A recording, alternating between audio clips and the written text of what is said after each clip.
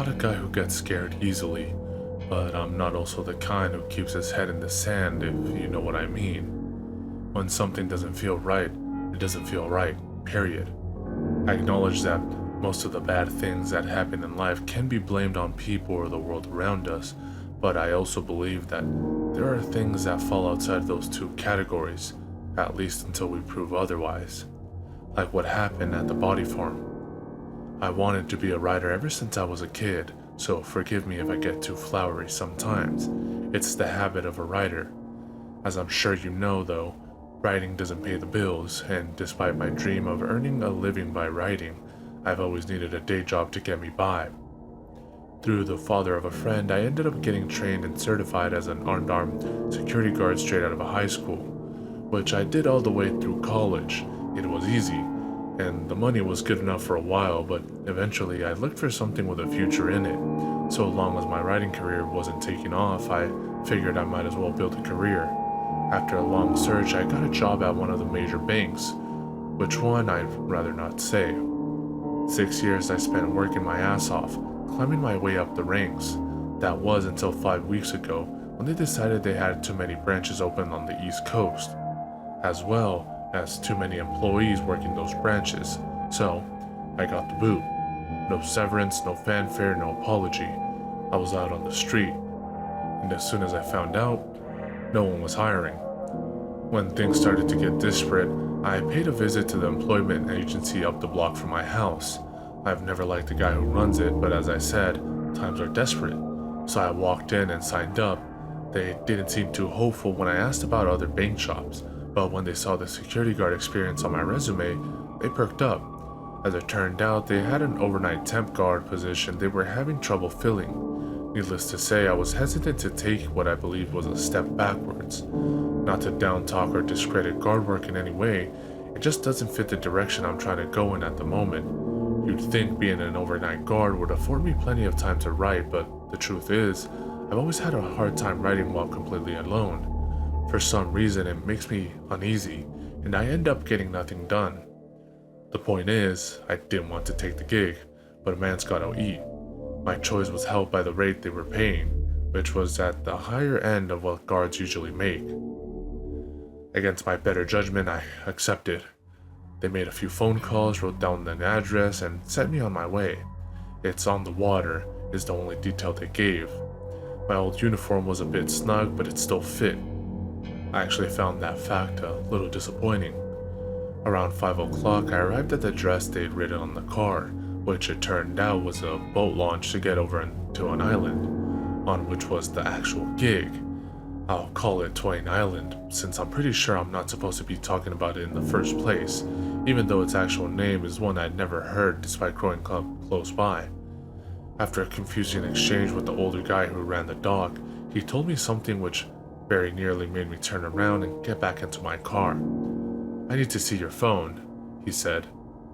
I was confused, but I took it out of my pocket and showed him.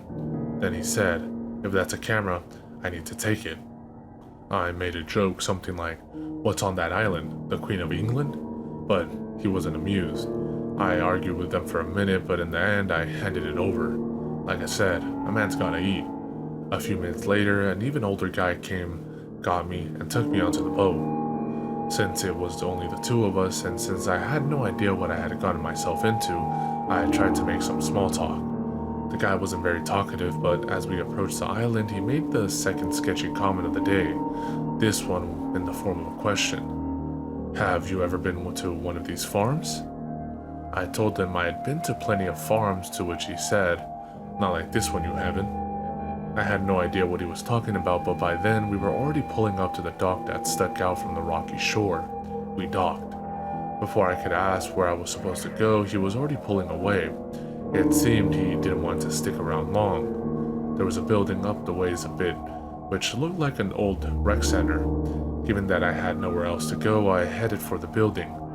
Halfway across the lawn was a sign which read, "Twain Island Forensic Anthropology Facility." They were the words I was familiar with separately, but together lost their meaning. As I contemplated exactly what they meant, a young guy wearing a guard's uniform came around the side of the building and waved me down. "I heard the boat," he said. He introduced himself as Eric and handed me a walkie-talkie. He explained that other than a few computers with an internet connection, all communication on the island was done by old-school means. In case of emergency, they even had a two-way radio set up. I asked him why I wasn't allowed to bring my cell, and he said it was so no pictures ended up on the internet, which I'd heard from a friend who did guard work at a high-end jewelry manufacturer, so it made some sense. It still didn't tell me what the hell was going on out on that island. I point-blank asked him. All he said was, "Come on, I'll show you." We walked not into but around a decent-sized building, past a second, smaller building, and into the woods beyond. Eric said something about the island being the alleged site of buried pirate treasure, but to be honest, I wasn't paying much attention at that point. There was a strong smell in the air, pungent and sweet and downright awful, which I found impossible to ignore. Eric noticed my face and said, "Ever smell a dead body before?" I shook my head no. He said, "You'll never forget it now." At that point, we came up into a clearing in the woods where the foul odor really ramped up. I've always had a strong stomach, but even this was excessive. I felt a ball form at the back of my throat. There were two people, one male, one female, both roughly college-aged and wearing similar gray coats, standing over what looked like long, low cages made of chicken wire. As we walked closer, I could see dark forms in the cages like a pile of trash. The girl looked over at us and nodded politely, but the guy didn't bother. She was pretty and he looked like a bug. It wasn't until we were right on top of the cages that I realized what they held. The first body I saw, in fact I have ever seen, was a woman. Her skin was impossibly waxy with large patches of discoloration, as if the wax had been burnt. She looked like someone had sprinkled rice across her like a new bride. Unfortunately, it wasn't rice. The maggots crawled on her legs and pulled in the crevices of her neck. Her surprisingly white teeth grinned up at me, exposed, and her belly was inflated like a birthday balloon. My mouth watered from the rising feel of vomit, but I managed to keep it in check. It helped to not look at her creeping skin. He introduced the two as Bernard and Terry, interns from the Named Removed Institute, and said there were two more wandering around somewhere, as well as the man in charge, a scientist by the name of Dr. Christensen. Terry could see I was bothered, so she was nice enough to finally explain what was going on. "We study human decomposition," she said. "The goal was to better understand the process in order to help, among other things, police determine more accurate times of death in a variety of settings." I looked at 5 or 6 other cages, which she explained were to keep birds away, and asked how many there were on the island. "It varies," she said, "but it usually hovers somewhere around 50. 50 dead bodies. One island, no boats." They said some see you laters, and then Eric led me around the rest of the island. First to point out some of the other body sites, more corpses, some caged, some not, and then to perform a perimeter around the shore. He said I'd have to do at least 2 such rounds during my shift, which I was already thinking about skipping. It took about 45 minutes for us to circle back around to the dock, which I noticed was the only way onto or off the island, short of risking the waves crashing onto the sharp rocks and the ring of slimy garbage. By then, the sun was starting to set. Then he took me inside the main research building, which, as I'd guess, had been converted from a sports center dating back some 50 years. We took a quick look around at the operation, and I saw the back of someone's head inside one of the rooms, but other than that, not much registered. I think by the time my head was spinning too fast for any more information to get in. We left the main building and went to the second building, which served as the guard's office. Eric pointed out the bathroom, the lockers, the eating area with the stocked fridge, the flashlights, the desk with the two-way radio, which he showed me how to use, though by then he was eyeing his watch. He gave me a grin and asked if I was all set. I shrugged, which was the most sincere answer I could give. "I'll be honest," he told me. "Most guys don't last long here, especially the night shifters." "Thanks. If you take out the mental part, it's the easiest job in the world. But that mental part..." His voice trailed off. I knew exactly what that meant. What could be easier than making sure a bunch of stiffs stayed dead? And yet, with the sun going down, I was filled completely with dread, the kind where you want to run and scream in no particular direction. Before I could articulate the thought, the sound of a docking boat rose up, and with a nod and a few more last-minute instructions about filling out the logbook, he was gone. Next boat's at 3 a.m., he shouted from across the lawn, which seemed like a pretty important detail to be leaving for the last second. Ahead of him were the two interns I'd met, Bernard and Terry, along with two others. Terry waved and I waved back, pretending to be unfazed. On the boat already, aside from the old man operating it, was a man whose face I couldn't make out from a distance other than a beard. I assumed it was Dr. Christensen, though I had no way of knowing for sure. After the boat chugged away and made a line for land, I looked around at the Dimmy Island, inhabited by me and 50 rotting corpses, give or take, with the wind kicking up off the ocean, and wondered how I'd ended up that way. Just a month earlier, I'd been sitting comfortably behind a desk in a warm bank. It was incredible how quickly life could shift beneath your feet. I retreated back inside the guard's office and immediately decided to stay in it until the boat came to get me at 3. I locked the door. Screw the promises, screw the temp agency, screw the Twain Island Forensic Anthropology Facility. I wasn't about to go stumbling around in the dark on an island full of dead people, caged or otherwise. There was no way anyone would know one way or the other whether I'd done my rounds or not, and I had a hard time believing that anyone would want to get onto the island, let alone be able to pull up to the dock and get past me without being heard. To pass the time, I had the internet, thankfully, and that got me past the first few mindless hours. Before I knew it, the clock over the door read 20 past 9 o'clock. Outside it was pitch black, while inside it was way too quiet. So I pulled up some music videos and let them play in the background, a huge playlist of classic rock songs, as I opened a text file and thought of some story ideas I'd like to explore. Not surprisingly, most of them had to do with zombies coming to life and attacking the living.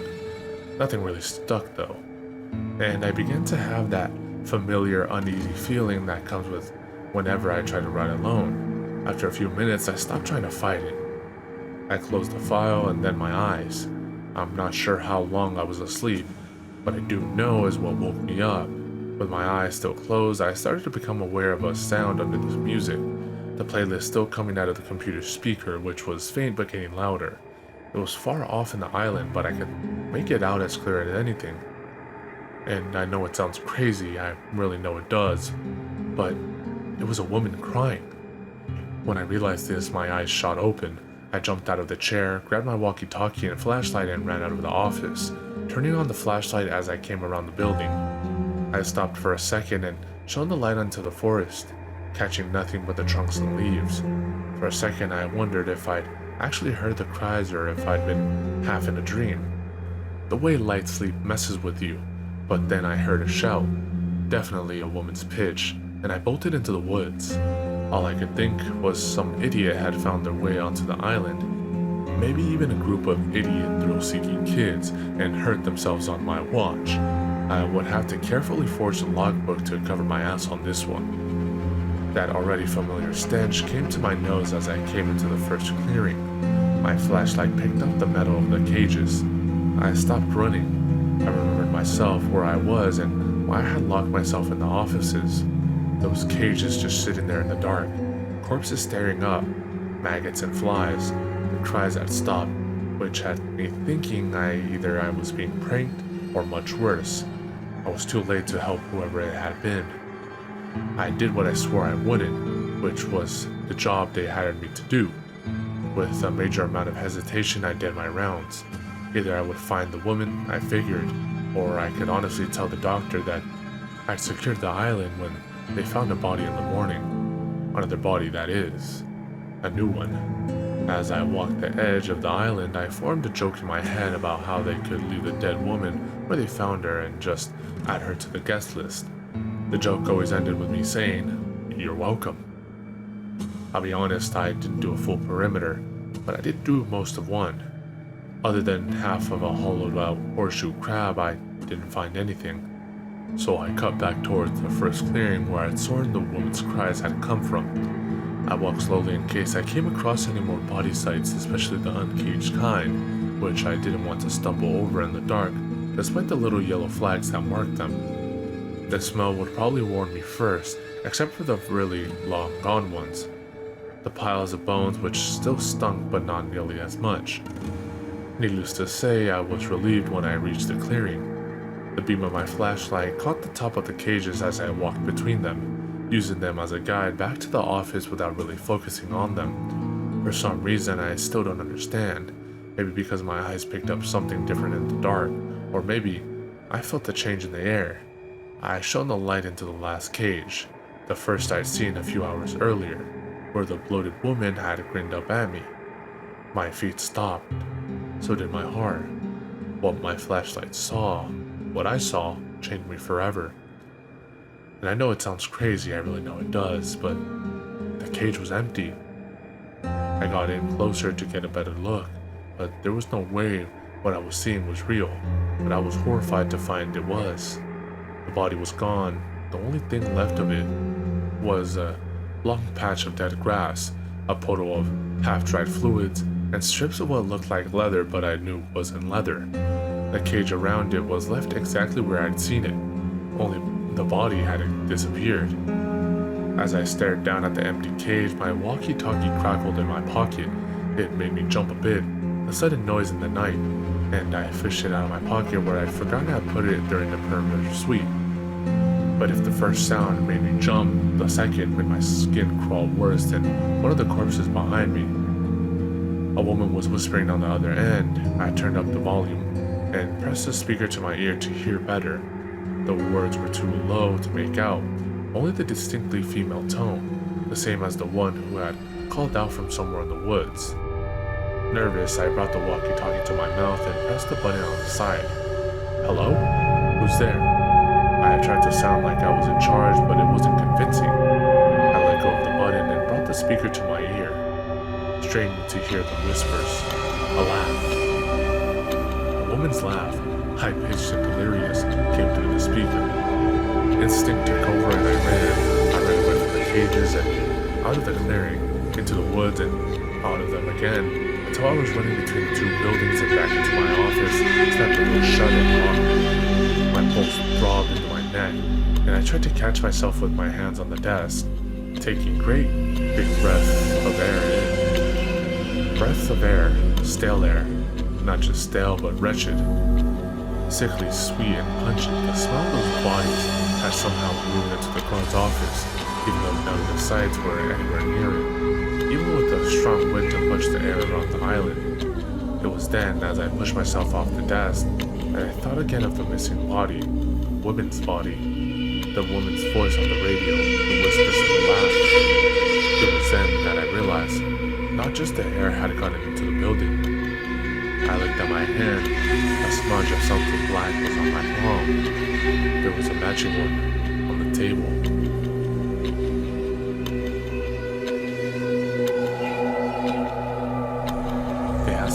Back. It was 3 days ago I was picked up tired and hungry on that dock. The captain had found me with a dying flashlight in one hand and a turned off radio in the other. This time I was the one who didn't say much. I just got on the boat, drove home in a daze and fell asleep in my bed. I spent a lot of the time since thinking about what I experienced on Twin Island, the rest of it applying to jobs who didn't call back. I went back and read what I wrote. It sounds almost ridiculous now, like the ravings of a wild man, especially happening so soon after I woke up. The more I thought about it, the less it seemed real. As I was applying for other guard jobs, the guy who runs the temp agency called me to tell me that the forensic anthropology facility had contacted them to ask about hiring me again. With no hesitation, I told them I had no interest in going back to that island. While I was at it, I thanked him for not warning me about the nature of the research. He swore to me he didn't know. I didn't believe him, and told me before I made up my mind that they're willing to raise their rate by almost 30%. I think they're tired of giving the free tour, if you know what I mean, he said. It's hard to argue with that kind of money when you're unemployed. There was still the whole matter of the disappearing body and the creepy laughter, and the traces of death in the guard's office, which were 3 very good reasons to never go back. I couldn't exactly ask him about all that without sounding insane, so I asked him the next best thing. Did they have any complaints about the last time? I asked. The way I figured, if the body got up and walked away on my watch, they might think I had something to do with it. If they had any complaints, he said, I doubt we'd be talking right now. He was right, of course. The whole thing was feeling more and more like something I dreamed up. About an hour earlier, I had checked my bank account, which was getting grim, and now here I was saying no to a cushy paycheck. I thought of Eric's advice, how it was the easiest job in the world so long as you could manage the mental bit. Then I thought of my dad, who worked in high-rise construction for 30 years. He once drove himself back to a job site after having his thumb sewn back on so he could finish out the day. God help me, I went. A thought occurred to me as the boat captain drove me over to the island. What if the body actually had gone missing and they were luring me back to question me about it, or even catch me in the act of doing it again? What if they'd gone to the cops but didn't have enough evidence to accuse me? My stomach sank, and I looked over at the old guy at the wheel. He looked back at me with a funny look in his eyes. Maybe it was something, maybe it was nothing. It was too late to turn around now. When I got to the island, it was still bright out, which helped me get off the dock and onto land. And I was interested to notice that no one had come to greet me when I arrived. I took it as a good sign and went to track down Eric. It didn't take long. He was at the computer in the guard's office. I didn't think I'd see you around here again, he said with a laugh. Apparently the boat captain told everyone how ready I was to leave when he pulled up the other day. It was a little embarrassing, but to be fair, no one had prepared me for the kind of shit I'd be shown up for. Eric found it hilarious, but I could tell he understood where I was coming from. While we were on the subject, I asked him if he had ever heard anything weird on the island, especially on the night shift. He asked me what kind of weird. I don't know, stuff moving, voices. He got a soda from the fridge. Uh-oh. Don't tell me you're the superstitious type. That doesn't really fly here. As he chugged the soda down, I assured him I was a rational person, but he seemed skeptical. According to him, despite Twain Island being an island, there were still plenty of animals that lived here. Some swam over, others came over on boats or floating garbage. Maybe that's not the crucial thing about animal control, but he says it would ruin the balance of nature, which is important for the data or whatever. I think he just doesn't want to pay for it out of his grant money. It wasn't the first time I got the vibe no one liked the doctor. After I finished catching up with Eric, he threw away his empty can and announced he was going to complete his final rounds before it was time to go home. I think he expected me to hang out in the office, like he would if he could, so it surprised him when I headed out in the opposite direction. I wanted to reacquaint myself with the island and the interns. Based on the look he gave me, he definitely thought I was a crazy person. The real reason for my walk was even crazier than he suspected. No one was working in the main clearing, so I used the privacy to check the cage where the body had disappeared, or where I convinced myself it had. At this point, I didn't know what to think. It had been an uneventful return so far, and I doubted I would get such a mild reception if they suspected me of something as gross as grave robbing. So as you can imagine, I was especially confused when I found the woman inside the cage. There like she never left. She was less than an inflated bag of maggots by now, more skin and bones than the last time I'd seen her. Her rotting body was only comforting. When I turned away from her, Bernard the intern was standing at the other side of the clearing with a clipboard in one hand and a ruler in the other, checking on the other bodies. I didn't know how long he'd been there, but when I turned to leave, he threw me a look too nasty to ignore. Instead of heading back to the office as planned, I went his way and struck up a conversation. Something pointless about the weather, which he stayed quiet through. When I was done with my bit, he not so subtly changed the subject. He asked me what my interest was in the female specimen, and the way he asked it, I understood what he was implying, which, by the way, is disgusting. I didn't know how to answer him without sounding insane, so I told him I heard some sounds out this way the last time, but when I came to inspect the site, there was nobody there. But what he said next made my legs go cold. Did you move her? It took me a second. I said no, I definitely didn't, and would have no reason to. And I asked him why he would ask something like that. He didn't want to say at first, but after I asked a few times, he told me the photos hadn't matched up from one day to the next, specifically the position of the body. I asked him if it was possibly animals, the ones Eric told me lived on the island, the garbage riders. Like I was a child who asked a dumb question in class. He tapped the cage next to him with his foot and looked at me to say, "That's what these are for." "What about gases?" I asked. "All those things that happen to decompose, couldn't that move a body?" With no lack of attitude, he assured me he knew which movements were natural and which weren't. "Shoot, was definitely moved. If it was you, you're better off coming clean." I could see he wasn't going to bend on this, so I told him it wasn't me, and if he didn't believe me, it wasn't my problem. And I went back to the guard's office. But I'd be lying if I said our conversation didn't weigh on me for a long time after that. By the time Eric got back from his final rounds, I was in a dark place. My thoughts were spiraling down and I was angry at myself for coming back to the island. I was giving strong thought to quitting and hitching a ride back on the lake boat. And Eric could probably tell since he was acting especially light and jokey, trying to improve the mood in the guard's office. I suspected it was less for me and more for himself, which he proved when he casually dropped that he had big plans for the night, which would have been ruined if I hadn't shown up. At that point, Terry popped her head in for a few minutes to say hi and ask Eric a question about the alarm system in the main research building. Before she left, she told me it was good to see me again. After she was gone, Eric chuckled and said how obvious it was that Terry was into me. I told him that was bullshit. "Why do you think they asked you back?" he asked. "You were tired of giving the free tour," I quoted. "There's other guys they could have asked, and she brought your name up like 5 times in the past 3 days. Said you have kind eyes. Who else were they gonna bring back?" I didn't put much faith in what Eric said, but it beat thinking about other things. It didn't hurt that Terry was pretty cute, in a weird, works with dead bodies way. The thought of asking her out distracted me for a while. Soon enough, I was alone. The boat came and left, and like an idiot, I didn't get on it. I spent the first hour like the first night on the internet, visiting the usual time wasters, but after a while I started to think about what Bernard had said. To be honest, it pissed me off. This guy, this bug-looking prick, doesn't even know me. Wasn't even there that night, and he thinks he can throw around disgusting accusations. Pretty soon I wasn't paying attention to the screen.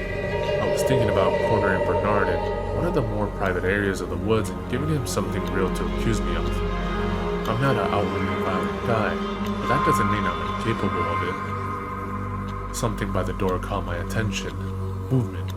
I turned in time to catch a spot of darkness moving past the window, and for the second time that day, my legs went cold. The shadow was in the vague shape of a person.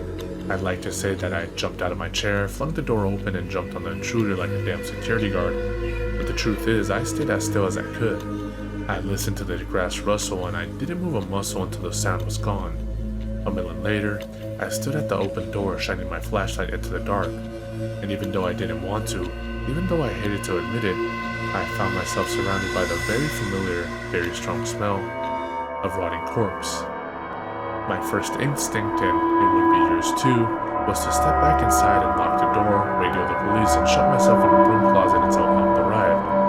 But I also knew that dead bodies don't get up and walk around, that those things don't happen except in movies. I pictured my dad and what he would do in this situation if he was still alive. He would find whoever was screwing with him and jam his reattached thumb into their eye. My undetached one would have to do. Due to an overcast night, the woods were already black. The way the flashlight's beam pierced the night reminded me of footage of deep-sea divers. I moved quietly between the trees and towards the main clearing and strained to hear even the slightest sound of footsteps or movements in the woods ahead of or around me. But other than the wind and the ocean, I couldn't hear a thing. What made me happiest, though, was finding the woman's body in its cage where it belonged. Even now, that sounds like an unbelievable thing to find relief in. And after a quick check, I discovered all of her roommates were in their respective cages, too, at least in this site. Taking courage from that, I decided to finally do some proper rounds. There was a mystery on that island, something that employees weren't telling me, and it was time I figured it out. I moved into the woods at a sharp angle, aiming to reach the shore at a particular spot I seen with Eric the other day. A point at the island's highest where he said he could see a small cave opening at a low tide. The point itself didn't matter so long as I had a target, though something about the overcast night got me confused, not being able to use the moon or stars as reference, and after a couple of minutes I found myself turned around. As it turns out, the island is larger than I thought at first, and it's very possible to get lost on it. I tried to correct my path using the sound of the ocean, just keep heading towards the wave, but after a minute I came into a clearing and was surprised to find it was the one I had left just a few minutes earlier. If I were a smarter man, I would have said screw it and returned to the office, but my decision to find answers had made me too stubborn to take the easy way out. Instead, I turned around and headed once again for the same spot on the shore. This time, I made an even sharper angle. There was no way I was going to end up back in that clearing. The good news is, I didn't. The bad news is, I became completely disoriented by the night and the tree after identical tree, and it wasn't long before I couldn't even tell which way the ocean was, the sound of waves coming through it from all directions.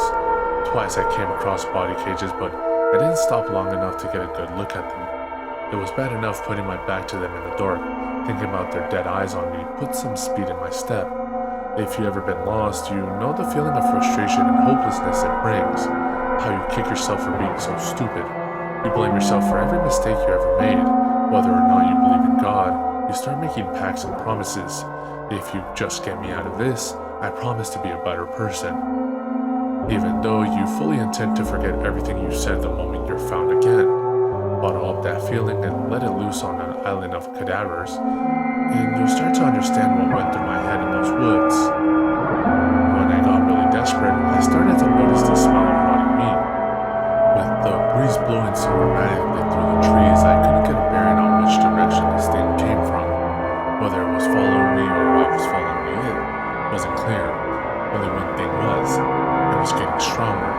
I didn't know if I should walk slower to keep from stepping in something or run away from someone pursuing me. As much as I wanted to check the trees, my flashlight stayed trained on the ground. Thank God it did. Out of nowhere, I came across a body. A pair of purple feet sticking up from a patch of green ivy. It wasn't even marked with a flag, which I thought was extremely dangerous. And if it had been, the flag had fallen and disappeared under the thick vines. The body was muscular, definitely a man, and as I got closer I saw it was missing its head and one of its arms. Flies buzzed on its freshly ruptured skin. The whining voices got under my own skin, into my eardrums, and nausea bubbled up in my stomach, the taste of acid at the back of my throat.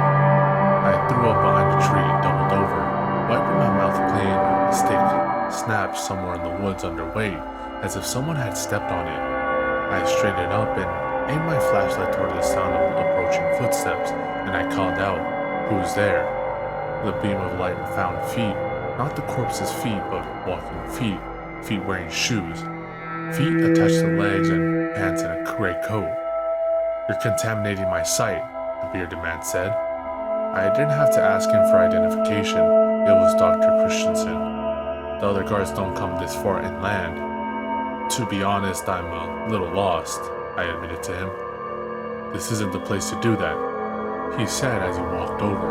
I agreed completely. I told him I thought everyone had gone home by now.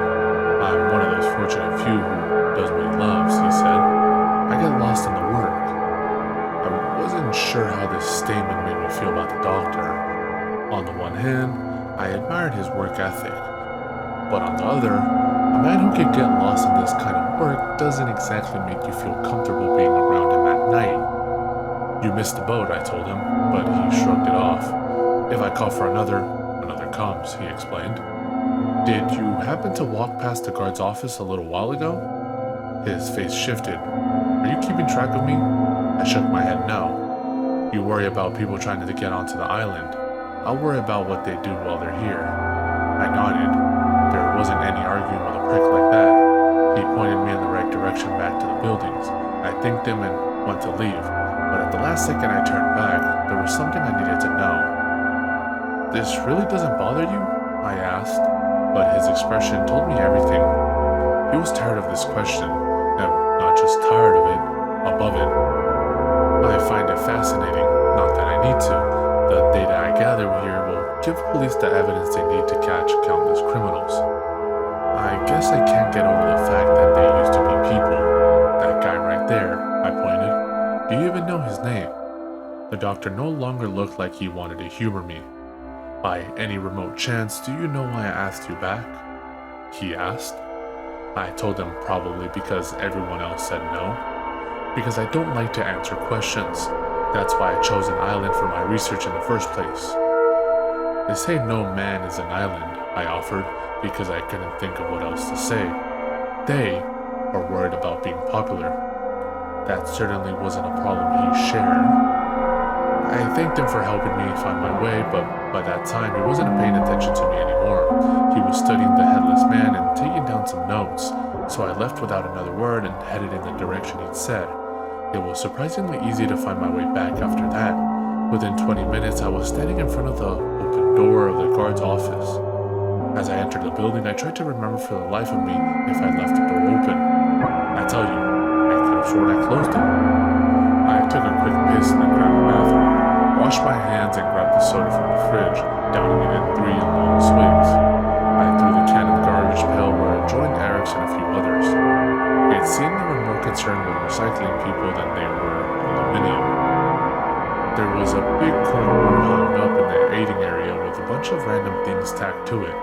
Health notices, old flyers, a few articles cut out of medical magazines, but it was the photo that caught my attention. It was one of those unflattering pictures people love to take of each other at work. Messy hair and a few extra pounds only matter if it's a picture of you, right? It seemed like a recent photo, probably taken with one of the digital cameras they used to photograph the bodies and printed out on the office printer. Yet I didn't recognize the guy in it. He was in fairly good shape, arms bulged against the short sleeves of his guard uniform. On his right forearm, he had a tattoo of a green snake wrapped around a red apple.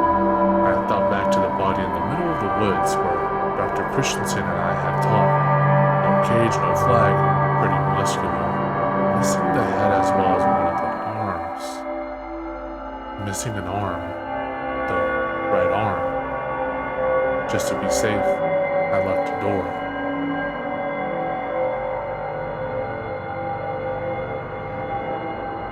You'd think I was crazy if I said I went back to Twain Island for even one more night.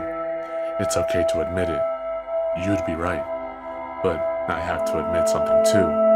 I've suffered from a case of curiosity. I can't help but stick my nose in strange business. Maybe that's what appealed to me about guard work in the first place. The idea of seeking out trouble. It seems like all those hours behind the desk weren't able to wipe it out. It also helped that they asked me to cover a day shift this time.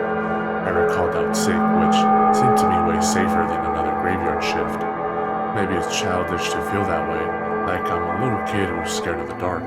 But at least in the daytime I can see what's coming at me. Not to mention, I want to be alone on the island during the day. I might even get some answers about what was going on out there if I spied around, talk to the right people, ask the right questions. Just to be clear though, I did ask the employment agency if there were other gigs. Any other gigs. You can see where this is going. Maybe it was the warm sun and knowing I'd be off the island before it went away, or maybe it was the pocket knife in my back pocket, but when I handed my cell phone over to the guy who ran the dock, I was feeling a bit bold. I asked him if there were any interesting local stories about Twain Island. At first he shrugged it off and said, "Every place has its stories." But then he said there was one thing, a story he heard more than once, from more than one neighbor, which might be of interest. He said strange lights had been seen on the island, either from the shore or by passing boats. To say the story was disappointing would be an understatement. I told him it was most likely just the flashlights on the guards doing their rounds. He nodded and said, "You're probably right." And as I was leaving, I heard him mumble, "Pretty stupid to use red flashlights." Out on the dock, Terry, Bernard, and another assistant were by the boat waiting for me to arrive. The captain was on the boat reading a magazine. When he saw me, he put it down and started the engine. Terry smiled and said hi, as did the other assistant, a heavier guy named Miguel. As always, Bernard was a creep and said nothing. That was until we got out on the open water and Terry started making some small talk. "So you can't stay away, huh?" she asked. "What can I say? Apparently, I need this money stuff to live." She laughed. I was feeling pretty good about myself until Bernard chimed in. "That's not all you get out of it," he said. I couldn't stand this guy any longer. I leaned past Terry and asked him what his problem was. "Night shifters," he said. "Look around," I told him. "I'm working a day shift." "You're still a night shifter." He didn't even want to look me in the eye. I wanted to punch him in his, but Terry got involved and asked what was bothering him. He started spouting some bullshit about fetishes and fascinations with death and all the stuff that he knew a little too much about. Miguel just shook his head and laughed at what Bernard was saying, but Terry, to her credit, did her best to defuse the little creep. By the time we docked, he was calmer but still not looking my way, which was fine by me. Before he walked off, he turned back to me and said, "Do whatever you want to the bodies, just stay away from me." Terry must have seen that I was about to pounce on him. She got in front of me and pulled me in the other direction, saying she needed some help carrying some heavy boxes. She was clearly appealing to my ego. I decided to drop it. The little idiot wasn't about to ruin my chances with a cute girl.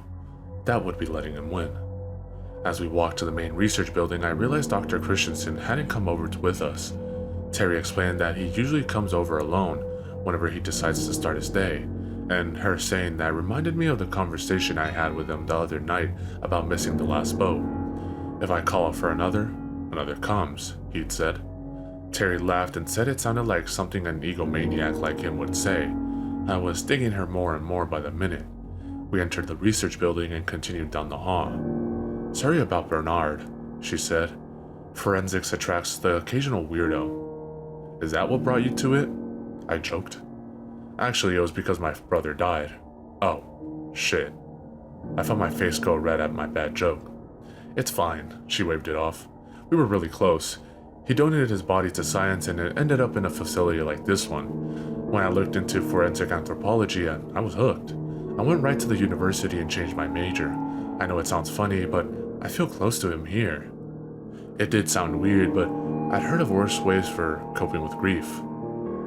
When my dad died, I spent the first month so drunk I could barely remember it except for what people tell me. I even spent a night in jail for breaking a bartender's nose, though that's a story for another time. Terry and I went through a door at the end of the hall where the sign simply read, "Cleaning." The room was about the size of a small kitchen and had all kinds of tools and chemicals for cleaning skeletons once they had served their purpose on the farm. Terry showed me the whole operation, explaining that after being cleaned here, the bones went to another room for storage or shipping, depending on their final home. "But you don't need to go in there," she said. "It's just a bunch of bones." "What was the name of the overnight guard who worked before me?" I asked out of the blue. She seemed caught by surprise, but she thought for a second and said his name was Greg. "Is he the guy with the tattoo?" I pointed to my forearm. "Yeah. How'd you know?" I told her there was a picture of him hanging in the guard's office. She nodded, remembering the picture. "It's too bad he left." I asked her why and she said, "Well, he was kinda cute." At that point, the door opened and Dr. Christensen appeared in the doorway. He seemed annoyed by my being there. "I think you'll find no one in here needs guarding," he said, then glanced at Terry. Terry apologized and explained she needed my help moving some boxes. He mumbled something about female musculature and left. I meant to ask. I stopped him. "Do you know who's relieving me?" "It was my understanding you are." That meant a double shift. Nobody had said anything about that. "Is that a problem?" I guess I could use the money." "As long as it suits your needs." After he left, I turned to Terry. "I guess forensics attracts a few assholes too." Her face stiffened. She said, "He's my father." My jaw must have dropped to the floor. Then she said, "Just kidding." We both laughed, a great feeling after all the stress and creepiness of the past week. I asked her where the boxes were she needed help with. "What boxes?" She smiled at me on her way out. For the first time, I was happy I came back to the island. I grabbed a walkie from the office and did my rounds, a full perimeter around the island that took about an hour, give or take. Everything was fine, of course, and in the daylight, it was almost an enjoyable time, like a normal brisk walk on a rocky shore. At the high point of the island, I even tried to look down below for the cave opening, but the tide was too high. I was starting to think Eric made that up anyways. Along the way, I only saw one body, in a cage near the shore, probably studying the effects of the ocean water or something like that. I stopped looking when I saw what was crawling out of its ear. When I got back to the guard's office, I stepped inside and looked around. Nothing out of place, quiet. Just when I was about to sit down, I glanced into the break area, the corkboard, the photo. Greg smiling awkward into the camera. Greg, who might still be on this island, but not smiling, not alive. I remembered why I was here, why I was really here. This time, it wasn't for the paycheck. In case I don't come back, I wrote all this down to let you know that I'm going out right now, and I'm going to get some answers. My first thought, that storage room.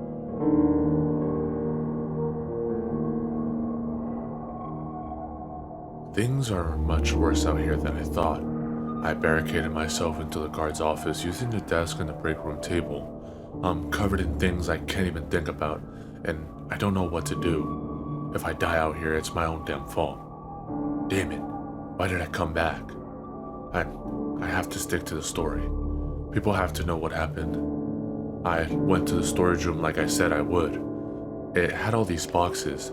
I was really careful to be as quiet as possible, to make sure no one saw me go in, not into the research building, and definitely not into the storage room, but someone must have seen me, that or a silent alarm. Maybe that's it. I started going through the boxes, and at first, it was what it was supposed to be, cleaned up skeletons separated and broken down to be shipped out, but I had to keep looking, didn't I?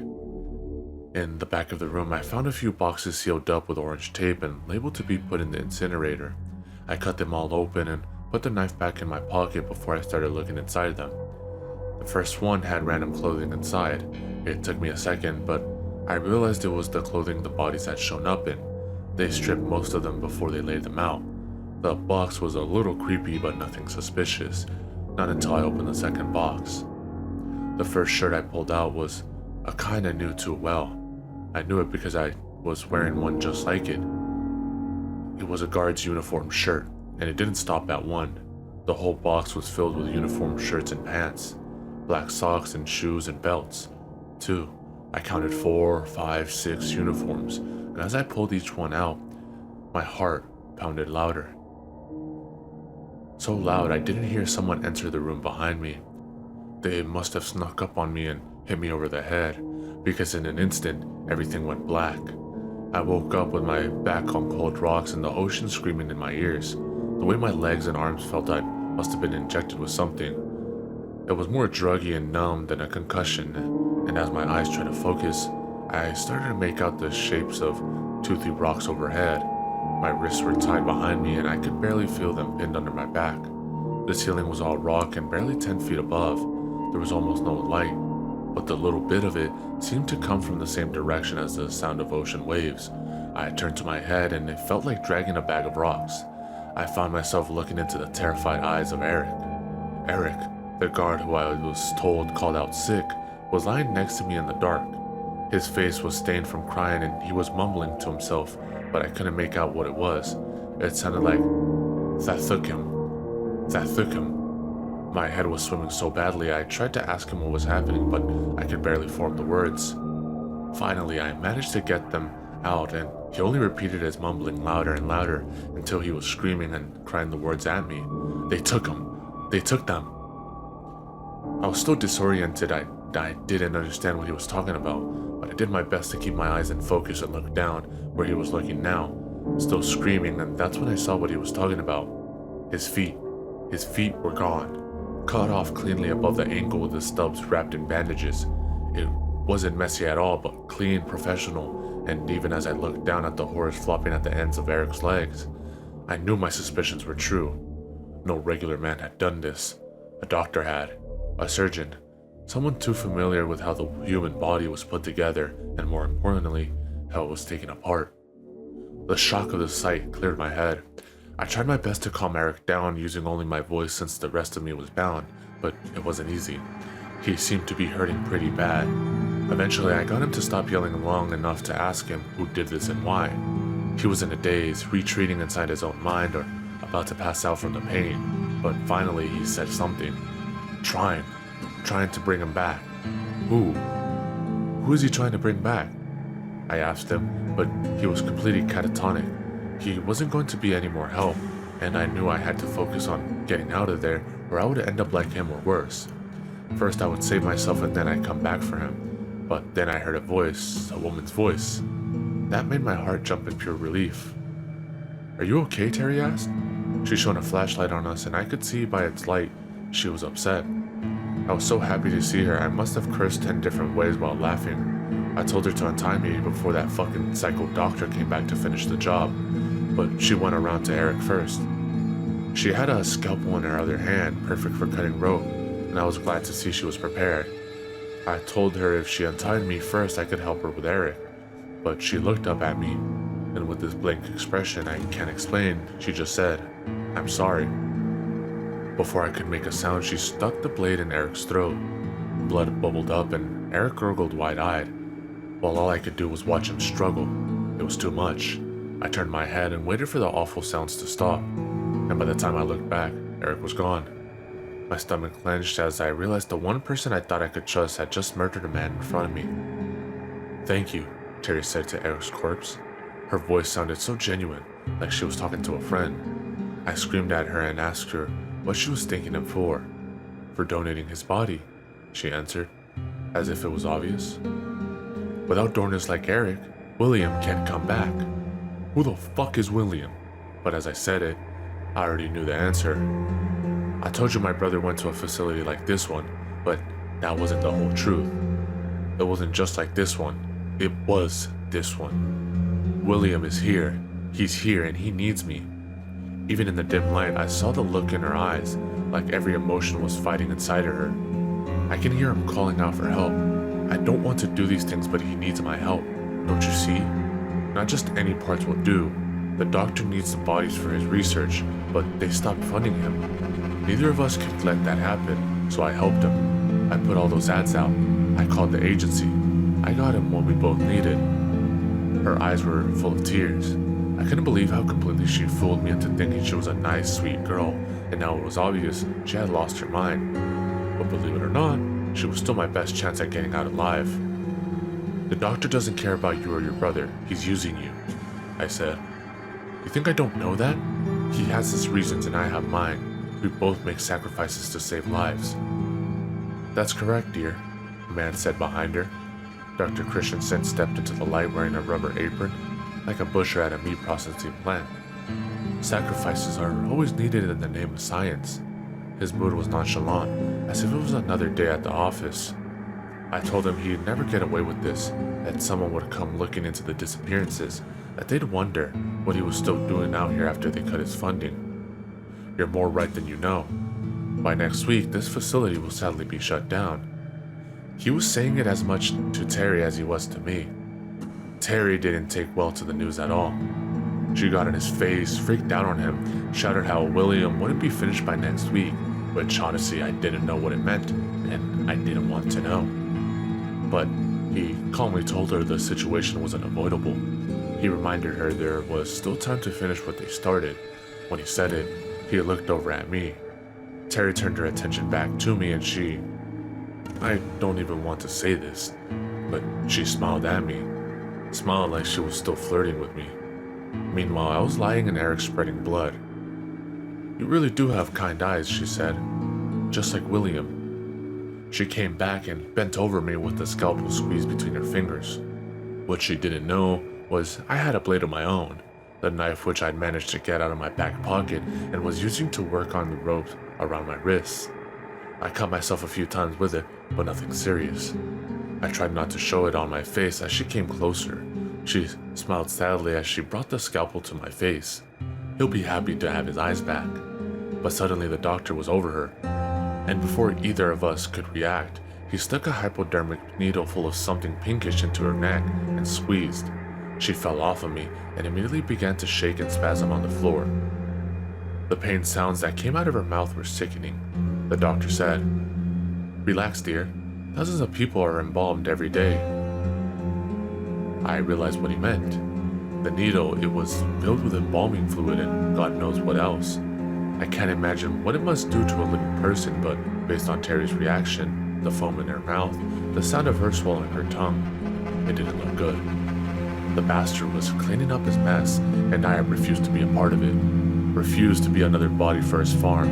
That's why, as he was distracted watching Terry writhe on the floor with his back to me, I finished cutting the rope around my wrist and did the same for the one around my ankles. With everything in me, I jumped on the unsuspecting prick and drove a small knife into his back. He cried out and collapsed under me, and we both fell to the rocky floor. I pulled the knife out of him and prepared to stab him again. But a bright flash blinded me, and a loud boom echoed so loudly in the thin space that I went deaf, and I felt my knees buckle and the knife fall out of my hand. It was a gunshot, a wild shot in the dark from a gun I hadn't seen in his hand. He had been about to finish off Terry when I jumped on him. Completely disoriented, I stumbled away from the doctor and into the dark. Soon I was stepping into the freezing cold water, ocean water, and I fell into it and pulled myself through the dark towards a faint moonlight, and I didn't stop pulling until I emerged from the rocks and into the night. How long had I been out? There was no time to think about it. I pulled myself up to the rocky, wavy shore and up into the island, where I found myself standing above the mouth of the cave. It seemed Eric hadn't been lying out at it after all. Not about to wait for the doctor to follow me out, and knowing that there was another way out of that cave considering both Terry and the doctor's clothes had been dried, I did the smartest thing I've done all day. I ran.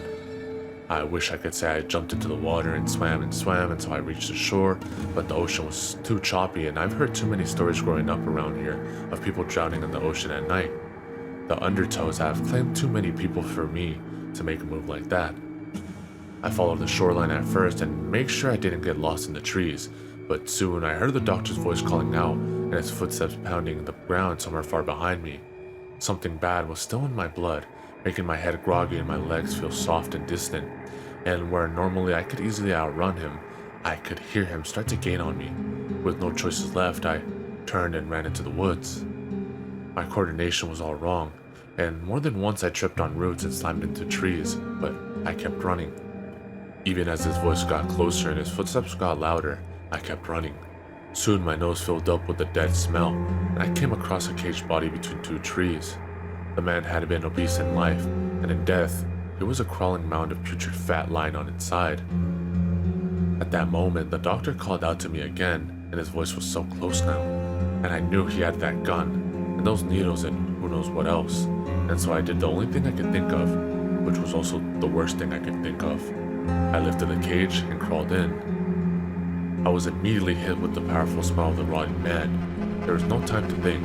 I let the cage back down and wedged myself in next to the cold corpse. I grabbed him by the arm and pulled him over me like an oozy blanket. As much as I could shut my nose and mouth tight, but there was only so much I could do. Its fluids leaked down onto me and maggots tumbled into my hair, onto my clothes, down the collar of my shirt. Footsteps. The doctor was walking past me, past us. I held my breath for what felt like years as he continued on past and into the woods, even as something with 1,000 tiny legs crawled over my neck and behind my ear. When I was sure the doctor was gone, I carefully, slowly, pushed the huge corpse off of me and got out of the cage. I shook the maggots off, took 3 steps, and threw up until there was nothing left to throw up. I ran in a different direction than I heard the doctor go, and by some miracle, I found my way to the docks where I had prayed to find a boat of some kind, something either of them had used to get to the island, but my prayers weren't answered. There was no time to cry about it, though, because I had one goal and one goal only, to get to that radio and call for help, call for the police, call the army, call anyone to come out here and get me. I wasn't screwing around anymore. I barricaded myself into the office by locking the door, then flipping over the desk and shoving it against the door. Then I took the table from the break area, flipped it long side up, and pushed it against the window. When I went into the room where the radio was kept, something like hope died in me. The radio was destroyed. I came back out, went to the computer, and started writing this because I don't know how else to tell people what happened out here. When the doctor gets here, I'll give him hell, and I intend to beat the med school brains out of him. But in case he gets the better of me, I need the world to know what went down on this island. And I just... My God, the most terrifying thing. I just looked up to see the doctor staring at me through the door's window. I ran into the other room to find something to hit him with in case he gets in, but then there was this horrible sound. I can't even describe it. Wet shrieking, and then these red lights started coming through the windows, and the doctor started screaming. A little terrified scream like something was attacking him. The fire just got him 2 or 3 times. Then it sounded like whatever it was got to him because he screamed and his voice cut out. It's beating on the door now. The red light, it won't stop. What is it? What is it? Listen, I'm writing this because I have no phone. I want to email my father is dead, and my mother might as well be. I have no friends and no one to help me. Don't come out here. I'll update tomorrow. I'll be okay. I'll think of something. God, just don't want to come out here. Before I sign off, I have something to confess. I would.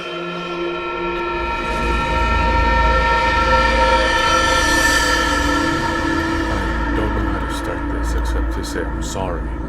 I'm sorry because I have almost no memory of things I wrote, or even of writing them at all. 3 days ago, I woke up in the hospital looking like I'd taken a brisk jog through one of the circles of hell. I had no idea how I had gotten here, or what happened to me, but from the looks of it, it seemed like I'd been attacked by an animal of some kind. There were cuts and bruises all over my body, and a pretty bad hematoma had colored my right eye red. I knew who I was and all that, but my last solid memory was of job searching after leaving my old job. After that, it gets blurry. It's a bit like trying to remember what your third grade teacher looked like. The nurses have been nice to me and extremely patient with what I can only describe as my overall confusion with life. But whenever I asked them what had happened, they have no real answers. The only information I got out of them was that I'd been found wandering around near the shore, bloody and disoriented, and when someone tried to approach me to ask if I needed help, I nearly clawed the poor guy's eyes out. From there, your guess is as good as mine, but I'm pretty sure it involved some cops and a handcuffed ambulance ride. Apparently they tested me for drugs and found a bouquet of narcotics in my system. A bouquet. Their words, not mine. 2 days ago, one of my neighbors was nice enough to pick up a few things from my apartment, one of which was my laptop. As far as my phone goes, who knows what happened to that thing? It's at the bottom of the ocean as far as I know. Having my laptop is nice though. I use it to kill time while I wait to get out of the hospital, and also to send my mother an email telling her I was okay. She didn't respond, of course, but at least I did my part. My conscience is clean. You can imagine my surprise when I opened the page titled The Body Farm and found all these things I read just days ago about an island full of corpses. I've never experienced anything like this, but my head was flooded with pictures, small moments, bits of faces both alive and dead, snippets of conversation like sound bites on the news. Each piece was cut too short to make any sense. It felt honestly like a dream, something I'd made up to entertain myself, except that some of the pictures felt too real, too grounded to be a dream. I read every word of it. If I blinked more than twice in that time, I'd be impressed. It's a strange feeling having that kind of distance from something that happened to you. I felt like one of those people who yells at horror movies except the actor on screen looked exactly like me. I wondered why on earth I would go back to that island not just once but twice, and how I could be so naive about the doctor. I formed opinions and took guesses as to what the truth was. I'm pretty sure all that missing body and handprint stuff was Terry running around the island being generally insane, and became frustrated with how it ended. That confession bit, I really wish I knew what I was about to say there. Just 10 seconds more and the truth would have come out. Maybe it's better that I don't know, now that I survived it all. But as they say, the truth always comes out in the end. Yesterday was a bad day. The pain was stronger than normal, so the morning nurse gave me an extra dose of morphine along with all the other antibiotics, and various meds they had me on. It helped to dull the pain, but with it, the rest of me was dulled too. The whole day I felt like I was being held under warm water, watching the bodies float past, never quite close enough to touch them. It took me a minute to understand that what the nurse was saying when she said someone was there to see me, if it was okay with me. All I could say was, can't everyone see me? I mean, had I died and become a ghost, did they need to ask my permission for me to appear? I said, yes, of course they could see me, and a minute later, I was looking at a hand holding a badge, and someone was telling me his name was Detective Andrews and he wanted to ask some questions. I took a minute to sit up, drink some water, and shake off the fog. I apologized to the young detective and told him he looked familiar. He was surprised and said he actually tried to speak to me a few days earlier, but I'd been too out of it to hold a conversation. You were beat up really badly, he said. Do you remember anything from the attack? So it's true I was attacked. That's what it appears. That's why I'm here. Do you have any reason to think otherwise? I told him I was pretty sure I was attacked, but I was having a hard time sorting out exactly what it was that had attacked me. He could tell I was holding out on him. I don't want to force you to relive a traumatic event, he said. But if you know something you're not telling me, I have to insist for the sake of the investigation. After a few moments, I got my laptop from the side table, opened the bookmark, and spun it to face him. You have to read the whole thing, I told him. He looked confused, but he agreed. A little while later, he closed the laptop and handed it back to me. You can't actually believe this. I'm not sure what I believed, I told him, but a few facts remained. One, I had been attacked by someone or something incredibly violent. Two, some of my memories coincided with the events in the story. He was skeptical, but he said he would look into it on the off chance that parts of the story were based on real events I had distorted. The brain has a funny way of taking creative licenses, he said. Before he left, I gave him all the details I could drum up and told him his best bet was tracking down some of those interns who had worked on the island. He told me I was better off not sharing the story with anyone else, including strangers on the internet, for the sake of the investigation. I assured him I had no interest in having people look at me like I was sick in the head, especially when I told them a murderous doctor and a girl with a ghost brother were trying to kill me. I told them that included strangers on the internet. Obviously, I was lying about that part. This morning, the phone by the side of my bed rang. It was Detective Andrews saying he'd found Dr. Christensen's name attached to the island, but that the university had cut ties with the doctor a number of months ago. He went on to say that records of the interns who had worked on the body farm were sloppy at best. As of yet, he had no luck tracking down any of them, but it got better. He also informed me that the police had found no evidence of foul play on the island other than signs they had served as a body farm very recently, a fact on common record, and that any clue to the doctor's whereabouts had been buried into a dead end. A dead end. His words. Here's the final kicker. He asked me if I would go with him to the island. He wants me to show him around the place, take him through the story, and maybe even point out where they should be digging for clues. After saying no about 9 or 10 different ways, and him saying it was the best chance at finding who had hurt me, I agreed on 2 conditions. 1, we would arrive on the island during the day and leave before it got dark, and 2, we would have a full police escort the entire time we were there. The actual words I used were about the cops, but the meeting was all the same. He accepted my conditions. We go in 3 days, the day I get out of this hospital.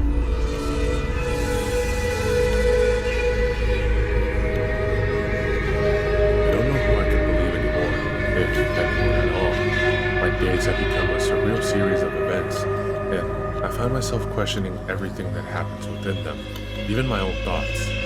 After I checked myself out of the hospital, I contacted my place, good old apartment 403, and proceeded to take the longest shower of my life. It was probably the greatest feeling I've ever known, with a close second going to the nap I took directly after. I passed out for a long time, the kind of deep, heavy sleep that feels like it'll last the rest of your life. The only reason I woke up was because someone rang my doorbell. It turned out to be Detective Andrews.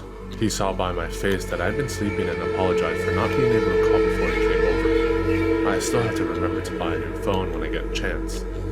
We took the short drive to the shore in the detective's car without saying much. I double-checked that we wouldn't be going to the island alone, and he assured me several other detectives would be meeting us on the pier. First, he said he wanted to bring me to the boat launch in case it jogged my memory. I also suspected it was to see how the boat owner reacted to my presence, but we were both in for a surprise when we stepped inside the small launch office. The guy behind the counter was young, not what I described in my writings at all. He turned out to be the launch's new owner. He explained to us that the old owner, Willis, had sold it to him for dirt cheap, which is how it changed hands so quickly. He had no information about Willis's whereabouts, but he did know that the old man had sold the business after the boat captain, who was apparently his brother, had urged him to. He said they'd seemed pretty nervous about something. Maybe it was something they saw. I told Andrews. He nodded but didn't say anything. Before we left, I asked if Willis had left anything behind. A cell phone, maybe, but the young guy said he hadn't found anything. We got back in the detective's car and drove a few minutes to a different pier, where two more detectives met us by boat on one of the docks. One was blonde and named Detective Cooper. The other had red hair and a mustache and was called Detective Bennett. They didn't seem familiar to me at all, which offered me a weird kind of relief. I asked to see their badges, which they showed me, and they seemed amused when I studied them closely. My New Year's resolution is to be less trusting, I offered. They didn't laugh. When I asked where the rest of the cops were, they explained that they were already out on the island. We all got in the boat and headed over. Cooper was at the wheel. The weather was nice, one of those first days of spring that make the winter feel like a bad dream. But at the back of my mind, nagging me was a voice of dread. I couldn't believe I was going back to that damn island. As much as I bitch and complain about it, whenever I'm given the chance to return to Twain Islands, I always take it. Maybe something about it calls to me. I don't know. Meanwhile, the detectives were having quiet conversations without me, just under the sound of the motor and the slapping of the boat against the ocean, and when I leaned in closer, they stopped talking. As we came close to the island, I felt a ball form in my stomach and a sharp pain in my temples. I noticed there weren't any boats tied to the dock. Calm down, Andrews told me. They'll be here. You promised me a buttload of cops, I said. The police have cases other than yours. Now relax. The three of us are more than capable of keeping you safe. I argued with him a bit more, but in the end there was nothing to talk about. We were already at the island and it was too late to turn around. I told him I decided to stay on the boat until I got back. Detective Cooper took the keys with him as he got out of the boat. Bennett pointed out that I'd be alone if I stayed behind. I didn't like his tone, like an adult threatening a kid with the boogeyman. Andrews was the most understanding. He said he understood my hesitation, and normally they wouldn't expect a victim to return to the scene of an incident, but as it stood, I was both the only witness and the only evidence they had. Without my help, whatever had happened on that island would stay a mystery for good, and that meant whoever had attacked me would go free while I lived in fear. He had a good point. The first stop we made was to the guard's office. As we came up the small hill, and I saw the state of the building, I felt immediate validation. The door had clearly been smashed in, half of it dangling on its frame and the other half spread in shards across the floor. The detective stepped inside first. After a second of hesitation, I followed. There was a strong smell in the air I couldn't place. The scene was exactly how I described it. The desk and the table on their sides were been used to barricade the door, but the computer I'd used to type all those entries was messy, along with the broken two-way radio in the other room. When I asked the detectives if they'd been removed as evidence, they said neither of those items had been found. Then I guess someone did a bit of cleanup before the cops arrived, I said. That's when I realized what the smell was. Bleach. Someone did a thorough job of scrubbing the island, Detective Bennett said. He said whoever it was had missed a few drops of blood, and he pointed to the spot where they'd been found, high up on the far wall. It had to have been a brutal attack for any amount of blood to make it that far. I asked if the blood had been tested to see who it belonged to, and he said they were still waiting for lab results. I have a feeling it's mine, I said. At least some of it, he replied. I noticed him exchange an uncomfortable glance with the other men, like he'd said too much. Then suddenly it hit me. Was I a suspect? From their perspective, I was the guy who had been found bloody and high, with stories of strange lights and disappearing corpses. A single white male who was recently unemployed. My God, I fit the bill. But did they really think I'd go back there if I was responsible for what had happened? Then again, the criminal supposedly always returns to the scene of the crime. If the guard's office was cleaned out, the main research facility made it look like Exhibit A in comparison. Every box, every machine, every instrument had disappeared from the building, neatly packed up and taken away in the time since I'd been there. My memories from the island were still spotty at best, but I had distinct images in my mind of what those places looked and felt like, and what I was seeing didn't match up. Where before it had been an active place of research, what we stood in now was a shell, a hollow building alongside the island. Somehow it had become even eerier without the boxes full of dead bones and skulls. Lonelier, maybe. From there, we began a walk around the island. The detectives let me take the lead, not walking in front, mind you, just pointing the direction we should go. I did my best to guess and feel my way from body site to body site. At each one, we found only the telltale patches of flattened dead grass, which marked where a body had been laid out. A few of them reminded me of snow angels. Not even the wire cages which had held most of the bodies were left behind, and I was more and more amazed by the thoroughness of the cleanup job. Eventually, I led the detectives to where the entrance of the cave should have been, but not being low tide, it wasn't visible down below. With their help, I scoured the nearby area for any signs of a second entrance, which I was still sure had to be there, but after close to an hour, we turned up nothing to speak of but of a few rusted batteries and an empty bottle of booze. "There's nothing here," Detective Bennett said, sounding annoyed. Cooper and Andrews looked at me, waiting for me to say something. I shrugged and told them to come back during low tide. Without another word, they turned and started heading back towards the boat. As I trailed the men back through the forest, the headache which had settled into my temples as we approached the island, and had been there in the background since, expanded through the back of my skull until it became a full-on migraine. As someone not prone to migraines, it was an intense feeling. The sunlight and the sound of the ocean became unbearable. Even smells seemed to grow stronger, which on that island was not a good thing. My eyes watered and it felt like they wanted to burst out of their sockets. I stopped walking, trying to push the pain back, but the detectives ahead were totally oblivious. As I stood there holding my nauseous stomach, I saw someone move between the trees. Plain as day, it was a human figure, in the forest, in the distance. I shouted out to the detectives, but from their angles, they couldn't see him. I was fed up with the whole situation. I don't care how crazy it sounds, but I ran full speed into the forest, chasing the man I'd seen in the distance. The detectives followed after me as I weaved between the trees, yelling for the stranger to stop. Only once I caught another glimpse of him, but then he was gone, disappeared just past the group of trees. No matter how fast I ran, I couldn't catch him again. And eventually the detective shouted for me to stop. They looked for footprints in the dirt, but found only mine. Not one of them had seen him, and I couldn't tell if they believed me or were just humoring me. The description I gave them of the man was vague, and I decided to keep it that way. In the boat again, heading back to shore, I caught a glimpse of a birthmark on Detective Andrews' neck, just behind his ear. It sounds strange, but the sight of it sent the biggest sense of deja vu up my spine, and I knew in that moment that I hadn't recognized him from the hospital, that I had to have met him sometimes before that. "So, what happened to the other officers?" I asked, "the ones who were supposed to meet us out here?" Cooper shouted over the noise of the motor, "We had to get you out of the island somehow." After we got to shore, Cooper and Bennett went their own way, and Andrews dropped me off back at my apartment. Before he could pull away, I leaned back in and asked which precinct he and the other detectives worked for. 31st, he said. I was quiet a second. "You're full of shit, aren't you?" Without responding, he put the car into drive and pulled away. I should have written down his plate number, but I didn't think of it until it was too late. When I got inside, I looked up the 31st precinct and called them up using my neighbor's phone.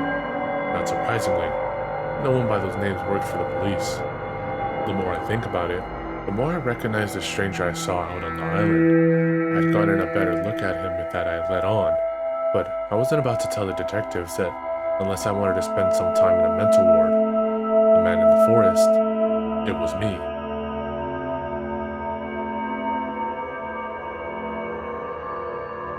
I don't know why I bothered getting a new phone. I've been finding it so hard to concentrate lately. I can barely hold down a conversation. My thoughts often start in one place and end up somewhere completely different, to the point where I can't remember what I'd been thinking of in the first place.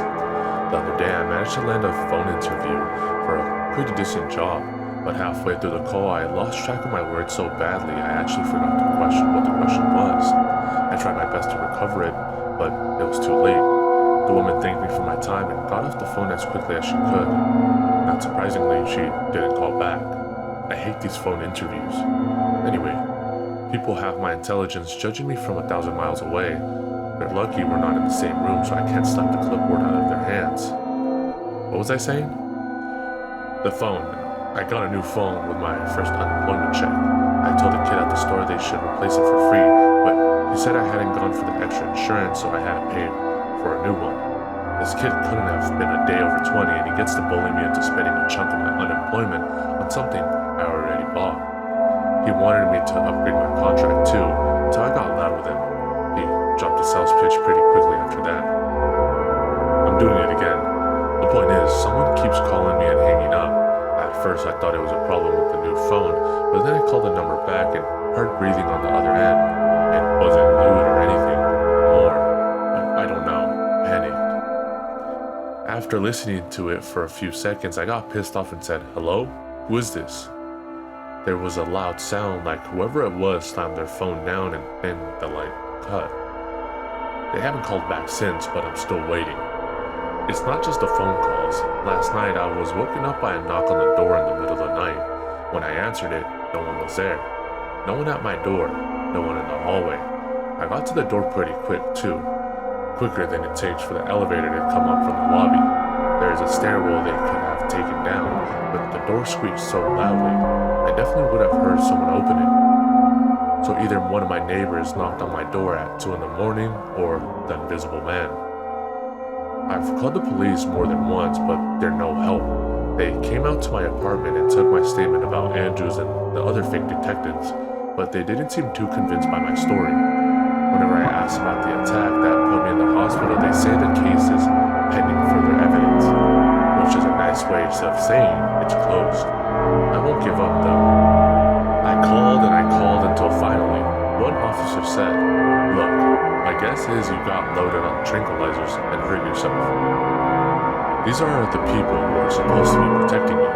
He said, "I'm lucky no one pressed charges for assault or property damage. I'm lucky."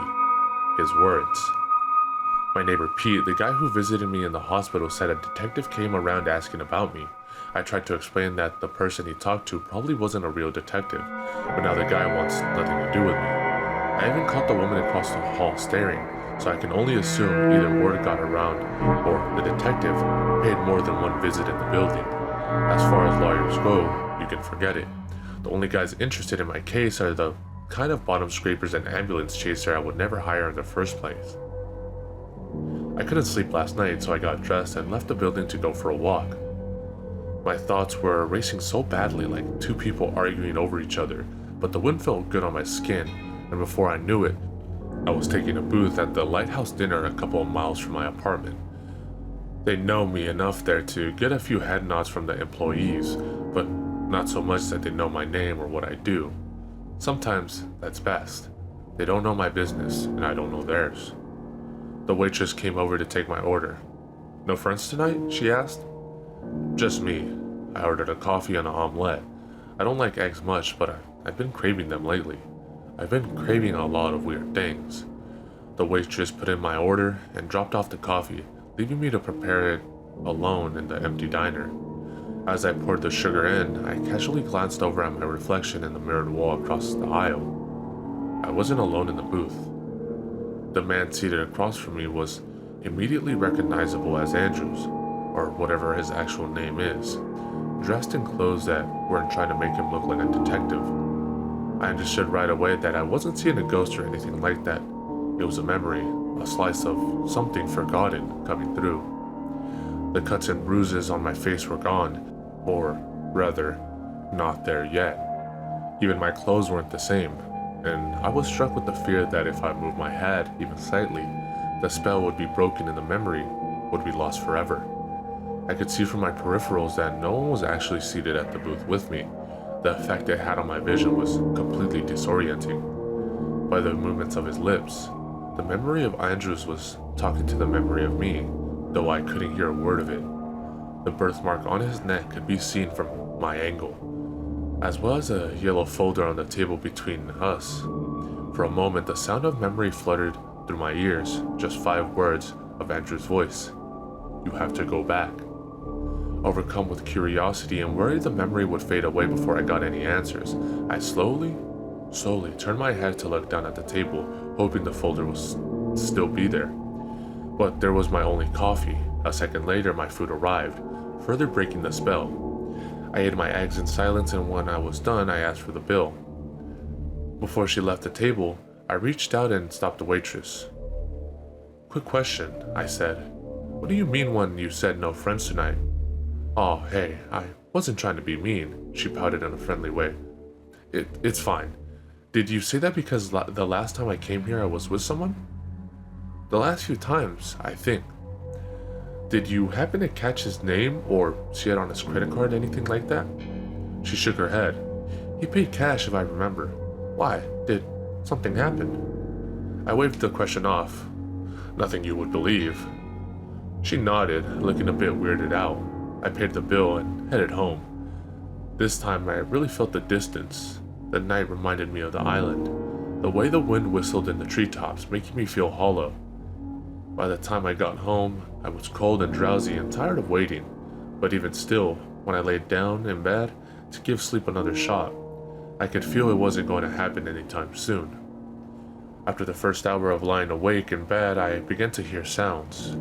Whispers in the dark, but wet, like they were shaped from the sounds of maggots shifting. I jumped up and turned on the lights and checked every corner of the apartment. Nothing was there. When I finally did fall asleep, I dreamt of being a kid again. I was back home with a living father and a mother who spoke to me, and they were good dreams of holidays and playing and dinner time. But whenever I would turn my head, the house, the sky, everything was lit in a deep red light.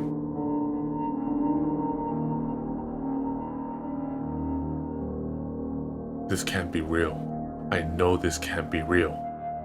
2 days ago, I decided to leave town for good. Too many people who couldn't be trusted knew where I lived. The way I figured it, you only get one life, so you better make it last as long as possible. If I had to wander the country, be homeless, or join the circus, at least I'd be alive. There was nothing left for me back in that town anyway. No friends, no family, no job. I might as well start over somewhere new, somewhere where nobody knows me, and pray my problems don't follow me there. I drove for as long as I could. There was no destination in mind, just west. Like the old pioneers, except instead of fighting dysentery, I only had to stop every few hundred miles for gas. I drove until I could barely keep my eyes open, and the first time I nodded off, I picked out the cheapest motel I could find and checked in. A sickly girl with small teeth gave me a key and told me where to find ice, though she didn't sound too convinced of it herself. My head barely touched the pillow before I was asleep. Except, here's the thing. I fell asleep in a motel bed, that much I know. But I woke up on the island. Sunlight danced on the leaves. It was a bright day, too bright for my eyes, as if they were adjusting to the light after walking out of a darkened theater. But it wouldn't go away no matter how long I waited. The sun was angry on my skin, and I felt about the light a way I never had before. It bothered me, hurt me. Right away I suspected I was dreaming, but it all felt too real. The feel of the grass underfoot, the salty air that stung at my nostrils. Over to my left was the dock, with no boat as usual, and behind me the main research building and the guard's office. As I studied them, dumbfounded, I noticed they were in perfect condition. The guard's office especially was intact. No busted down door or damage of any kind, and there were voices coming from inside. Slowly, I walked between the buildings to the side of the guard's office, giving distance to the windows, careful not to be seen, and pressed my ear to the wall. The voices were muted but familiar sounding, and I struggled to make out the words. A laugh. One I would know anywhere. It was Eric, the day guard. Eric, laughing. Eric, alive. Hearing him like that says something off inside me. I took my ear from the wall and headed towards the door. I'd like to say it was a relief at hearing him alive or some heroic need to warn him about his coming death, but to be honest, more than anything, I felt angry. A rage boiled up in my center as I took step after step through the grass, but before I could reach the door it opened, and someone stepped out into the daylight, closing the door behind them. Terry. I'd gone over this scenario in my head 1,000 times. What would I do if I could get my hands on her? This psycho, this Black Widow. How would I enjoy making her pay for what she'd done to me and so many other unsuspecting men? I never thought I'd actually get that chance, considering she died back in that cave, but these days, all things considered, it doesn't seem to change anything. As I bore down on her, I said her name. Terry. Alive. Terry. Smiling. She looked up at me, and I saw her eyes wash over with emotion, fear, and pain, and something else. Something wrong. And she glanced back at the office to check that the door was closed before she spoke. "What are you doing here?" "Looking for you," I replied, my throat hoarse. She looked again at the door. As I advanced on her, she didn't back down, didn't try to fight. She only stepped forward and said something I couldn't hear.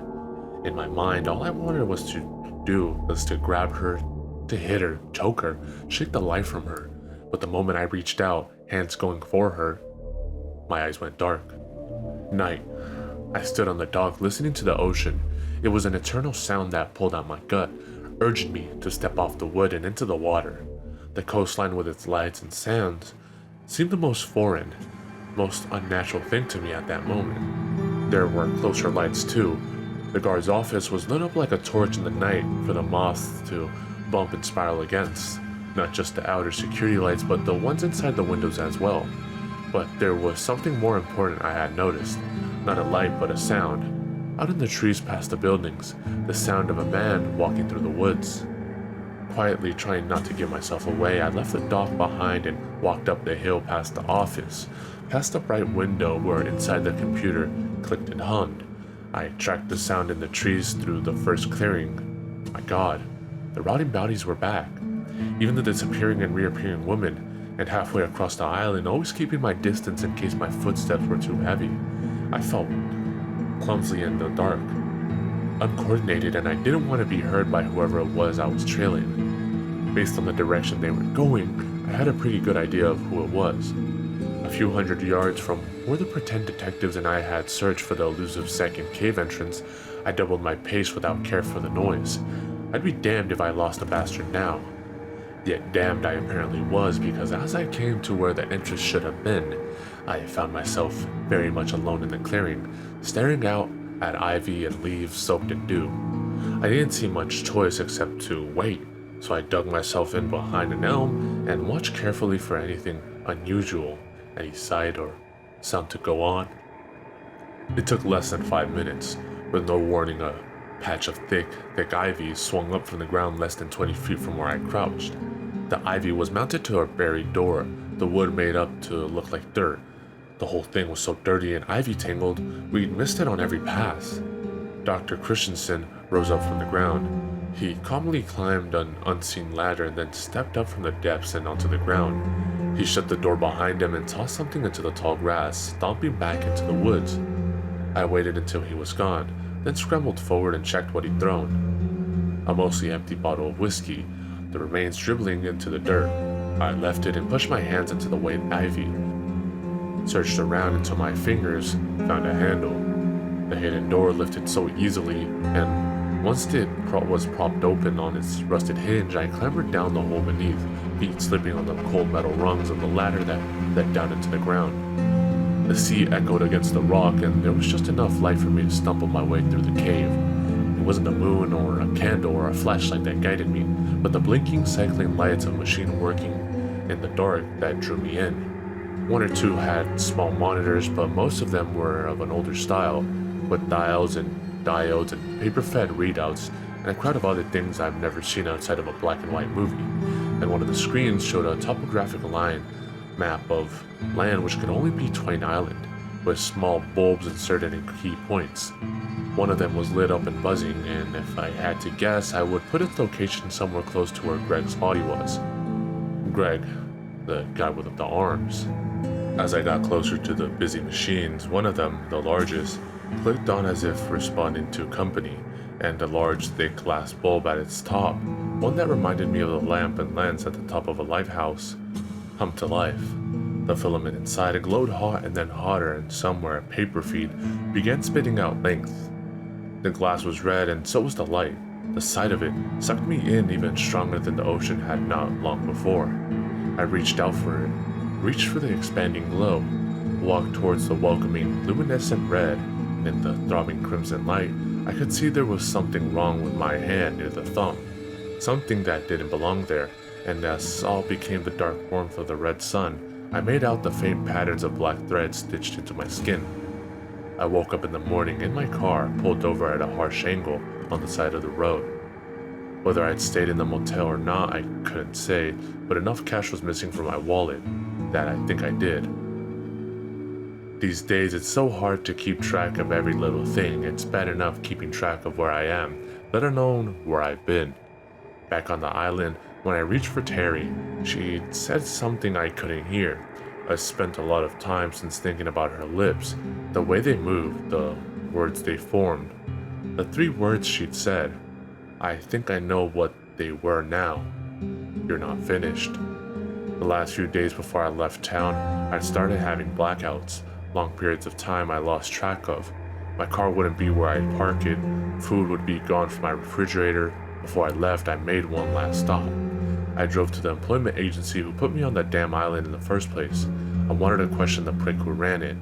I needed to know if he was in on it, if he'd knowingly sent me and God knows how many others into the snake pit, or if he'd been as naive as I was. But when I got there, all I found was the charred remains of a building. What was left of it was marked off with police tape. Someone had burned it to the ground.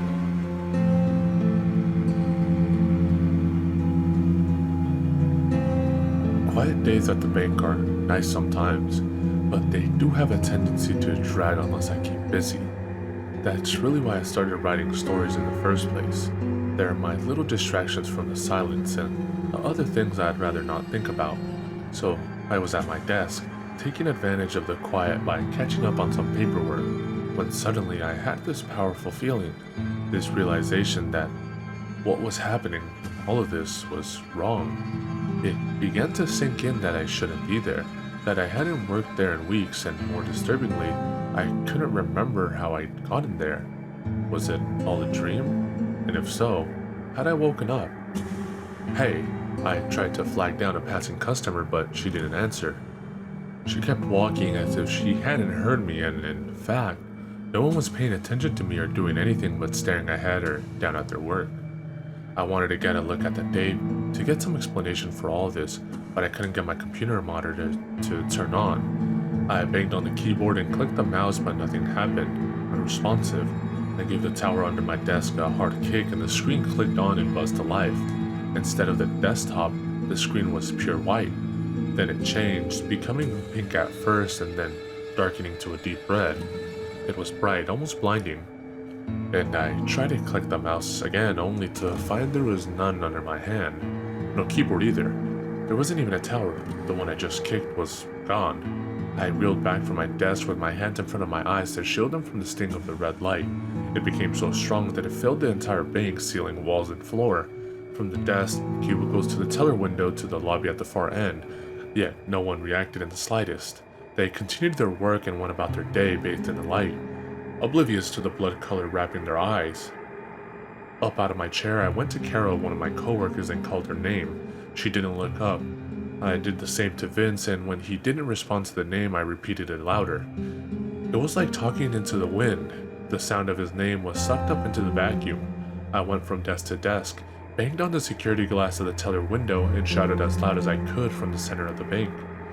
Nothing was heard, nothing was seen. Time had drained from the room, and I knew I needed to escape before I drained down with it. The door.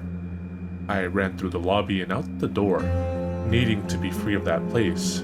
When I burst out of the building, I expected to find the same gray parking lot I'd come out to hundreds of times before. The flat stretch of cracked concrete broken by tall lights every 20 spaces, but instead I came out to a blur of brown and green and blue. When I stopped myself, there was the sounds of seagulls and crashing waves. I was on the island again. I turned around to look back at the bank, but it was already gone. The entire 6-story building vanished like it was never there. My chest seized up with a choking helplessness as I realized there was no way off this island, that no matter how fast I ran or how far I drove, the moment I turned my head, it could all come crashing back. A chunk of rock surrounded by sea was always there, ready to squeeze me between cold fingers. It was time to focus, time to go home. Where was I on the island? Somewhere near the cave, as far as I could tell, but it was hard to be sure without landmarks. It was daytime, but the woods all looked the same. I took my best guess at the direction of the dock and started off, amazed at how many times I had taken this walk I'd sworn to never take. Not 2 minutes later, I heard a shout from far behind me. It was a man's voice telling me to stop. Without a second thought or even first, I ran. I ran like hell and didn't stop running no matter how much the unseen man ordered me to, until I spotted a thick roping of trees up ahead and made a line for it. Aiming for the small space between 2 large elms, I ran so fast I didn't feel my feet touch the dirt. The trees came up quickly and I ran between the 2 elms, hoping to lose what now sounded like 3 or 4 men chasing me through the woods. I came out the other side in a long hallway that echoed with high-pitched sound. Going from outdoors to indoors with no transition at all was jarring. Though I knew right away where I was. It was the main research building. The laboratories on the left and on the right were the cleaning and packing rooms I knew too well. There was no need to turn around. I knew the woods would be gone. My ears adjusted to the echoes. The high-pitched sound was a woman crying. It was coming from the packing room at the end of the hall, and as much as I didn't want to go any closer, I was compelled to seek it out. Maybe because the voice was familiar. It wasn't Terry's, it was someone older, and they sounded like they were in pain. I went forward, went toward the familiar painful. When I turned the corner, I expected to find the woman, but all I found was a packing room, empty except for the boxes, the stack of bones and spools, and the crying continued. The woman was in pain, her voice. They formed wordless cries for help, painful and destroyed and reaching out. As I walked onto the room, it grew louder, closer, and it became clear that the cries were coming from one of the boxes sitting on the work desk. It was sealed with tape. I could swear I could see it shaking. I knew whose voice it was. The woman. I backed away and left her there, shutting the door behind me to muffle the cries. On my way back up the hallway and towards the exit, I peeked into the laboratory and caught sight of a familiar scene. Familiar yet not. 3 men in lab coats unwrapped a new corpse on the metal slab, pulling a man's head free and peeling back black plastic away from his crusted skin. I stopped heading for the exit and approached the door, placed my palms on the window, and watched the men work. It was like seeing some moment from a future time, echoing a moment from the past. I could only see the back of the laboratory men, but one of them, the one on the left, had a birthmark on his neck just behind his ear. When I looked again at the corpse they were unwrapping, I found its eyes were open and looking directly at me. It was Bernard. He was dead, drained of blood, yet I could still feel his hatred for me. His accusing eyes stared unblinking as I turned and left. Standing in the guard's office, all of it pristine and unbroken except for the 2-way radio, which was in one piece but wouldn't pick up a signal, I found I didn't know where to go anymore, where to run, that I was at a crossroads, in limbo, lost. Then I remembered my phone was in my pocket. There'd been no boat launch to turn it over to. I'd come straight from the bank where my phone was always on me. I fumbled it out of my pocket and tried calling the police first. It rang and rang without answer. I hung up and tried calling the first number in my contact. No answer. The next contact, no answer. I dialed 7 random numbers and waited 10 rings before giving up. Just as I was about to put my phone away, it rang in my hand. I answered it and slowly brought it up to my ear. My breathing was heavy, panicked, and as much as I tried to speak, my throat was too tight to let the words out. After a few seconds, an annoyed voice on the other side said, "Hello? Who is this?" It was my voice. cold fear spread through me. The phone fell from my stiff hand and hit the floor, breaking into a dozen shards of glass and plastic that danced across the floor. The connection was lost along with my phone. Acid burned in my throat and my stomach felt ready to spill. I looked toward the bathroom and had to look again when I saw the door had changed. Its location was the same, but the door was entirely different. No longer a bathroom door, but the kind that led into an apartment. It even had a bronze number plate screwed into it at eye level. Apartment 403. My apartment. With my hand shaking, I tried the handle but found it was locked. I checked my pockets for keys and came up empty, so I knocked. I knocked on my own door not knowing what to expect. If it would swing open, I would find myself face to face with myself. Or maybe someone else completely. Living in my apartment, taking over my things. At this point, nothing would surprise me. I waited a second, my hand hovered as I considered knocking again. I decided not to. As I looked around the office, trying to figure out where to go from there. If I should risk jumping in the rough ocean and making a swim for shore. I heard the unmistakable sound of the door shutting behind me. I swung around to see what had opened, but it was only a closed door.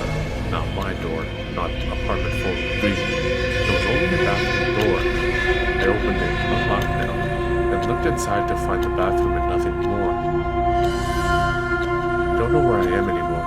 I'm not even sure if I'm really writing this. I feel lost, exposed like a hermit crab pulled from its shell. Some part of me is fading fast, and I'm afraid the next time I close my eyes, the next time I blink, it'll be for good. I'm sorry, Mom. I'm sorry about Dad. You told me I would answer for my sins, and you were right.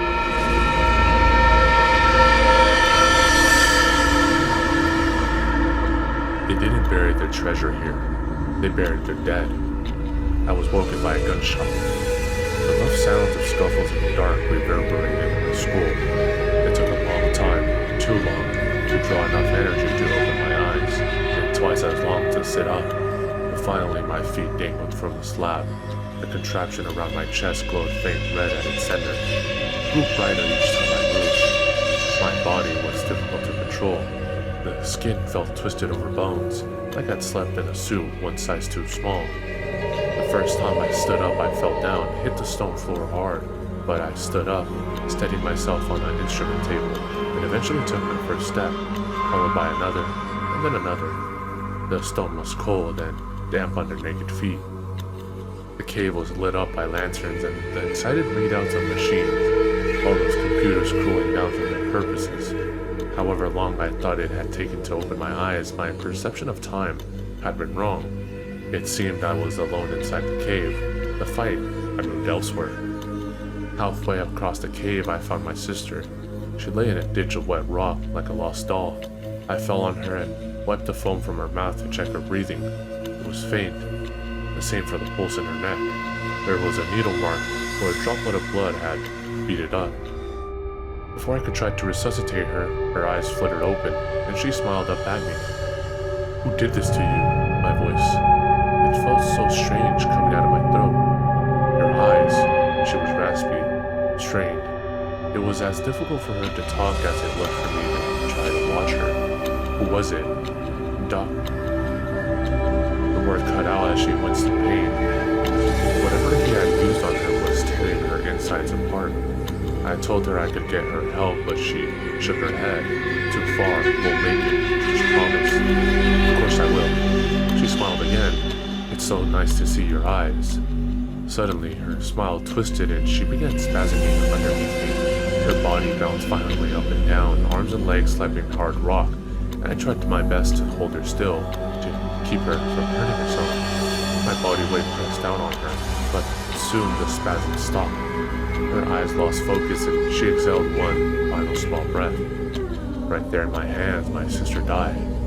I allowed myself a moment before my thoughts turned to the good doctor. The man who had promised to give me my life back and ended up taking it from me. As I pictured his face, I became aware of the cave around me growing brighter. The body of another guard now visible in the ocean water where I entered the cave, all of it cast in blood red. The machine on my chest, it fed on my anger. The hotter I burned, the hotter it did. into the cave was like the head of a struck match. As fast as my remembering limbs would take me, I climbed the ladder and exited the cave, emerging into the dark woods which had been my home for too long. Before I left, I shut the door behind me and shared was properly concealed by the plants and other things that grew there. Like a searing flame, I crossed the island. The old trees lit up in my presence. I ignored everything except my destination.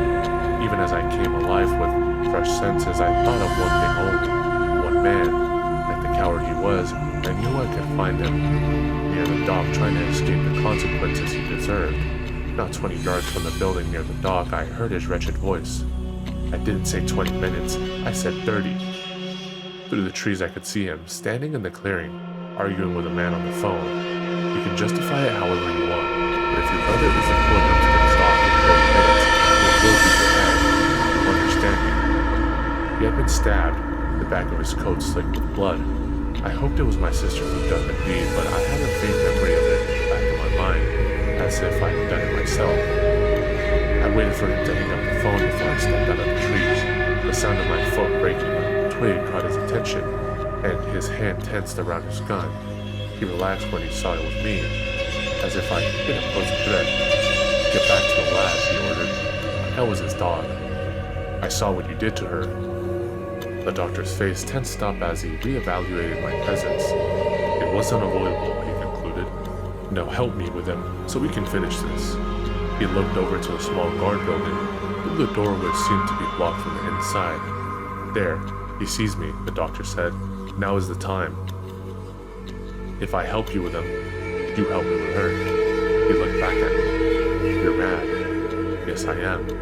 I walked slowly towards the doctor, and for the first time since I met him, fear crossed his eyes. I told you it was unavoidable, even if I wanted to.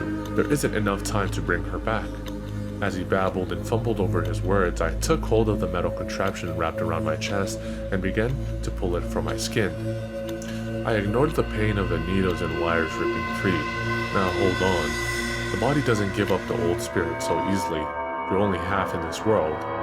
I tore the remainder of the machine off my body and advanced on him, wielding it above my head as a weapon. He stepped back and tripped over a large root, falling on his back.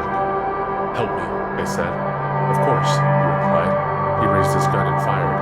The bullet screamed past my ear. The rage exploded in my chest as I began to bludgeon him with his own device. There's still work to be done, he screamed, firing again, but I could barely hear him, my ears gone deaf. Not wanting to break the contraption, I threw it aside and choked him with my hands. And even as the bulb dimmed, all was red in the night. With my lungs burning, I left him there and began working on the office door, beating it against with my hands and body. A shout came from inside the small building. I beat on it harder until the wood cracked, and after a minute, I pushed it the rest of the way open. A stitched-together man stood frantically typing at the computer. He wore guard's clothes and the parts of a dozen different corpses, a suit which had recently belonged to me. The patchwork man looked at me, at my face, and a look of familiarity filled his eyes, followed by horror. What? He exclaimed. He looked down at his hands, turned them over to see the black thread holding them together. No, you can't. Using his disorientation against him, I attacked the patchwork man. We fought brutally, each of us laying claim over the same earthly body, and at times I saw the struggle from his eyes, and at times I could feel him seeing it through mine, but his weak assembled body was no match for mine. He managed to bruise and cut my new face, but in the end, I was the one left standing. As his mismatched eyes grayed over, I read the screen to see what he'd been so passionately writing. Listen, I'm writing this because I have no phone and no one to email. My father is dead and my mother might as well be. I have no friends and no one to help me. I'll come out here. I'll update tomorrow. I'll be okay. I'll think of something. God, just don't come out here. Before I sign off, I have something to confess. I wasn't just hired to be a guard. That was how it started, but then it became something more. These men approached me and said the doctor was conducting secret studies on the island. They said he discovered the soul, the man with the birthmark. He told me the doctor made a breakthrough in something called spirit retrieval, that they wanted me to spy on him, to get it for themselves, or they'd tell people what I did, that I was responsible for my father's death. I didn't believe it at first, but now I think the island is some kind of focal point, stealing the body parts. That's just phase 1. Once they get the spirit into the body, it can be transferred into someone whole, someone alive. That red glow out there, whatever killed the doctor, I think it's the brother, and I think I know what he wants. If I make it off the island, that is, if my body makes it to shore, it might not be just me inside of it. Whatever you do, don't trust me. With one bloody finger, I held down the backspace key until I was satisfied, then hit send. I stripped the patchwork man of his uniform, put it on myself, and dragged his body into the woods to join the others. Let the sniveling men deal with it.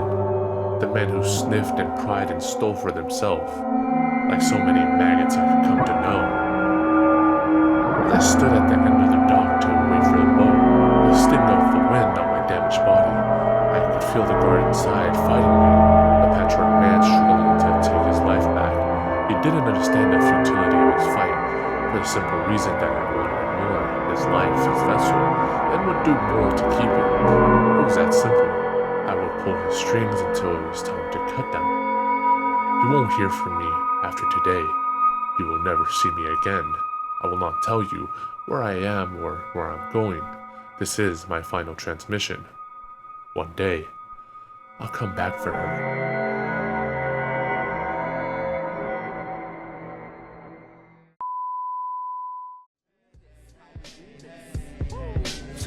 Letting the blow, plus getting the dough. We be checking your hoe while you sweating the flow. I be intellectual, incredible, flexible. I turn the virgin sexual, impeccable, but technical. I be the first letter, you ain't know. Check the alphabetical order. My natural elements, chemical shorter. See the crew, more bloodier. The menstrual waters on the 28th. Your thoughts are pennyweight. I'ma generate these bonds.